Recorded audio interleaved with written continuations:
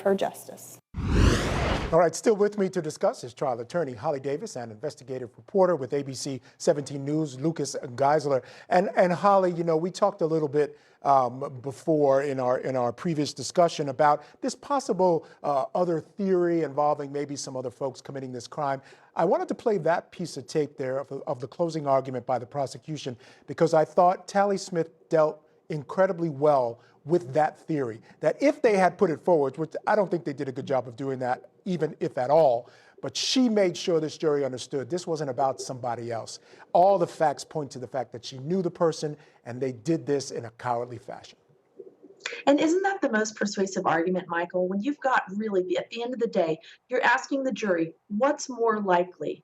That some random, unidentified, not mentioned person in this trial committed this crime, or the person that had the motive, the opportunity, and had sent all of these fake text messages to a fake phone and had been living a major lie to the entire community and ruined all these lives, taking away a special needs child from his mom? I mean, what's more likely, that this random unidentified person committed this murder or the person who was there?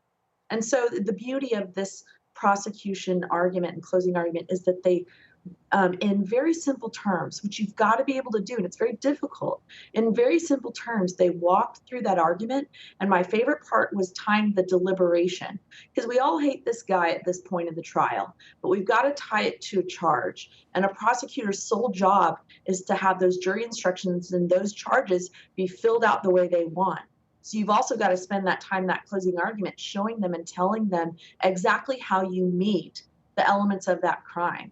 And the visual, we're all there in the moment where we've got the gun to the scalp, and that's deliberation.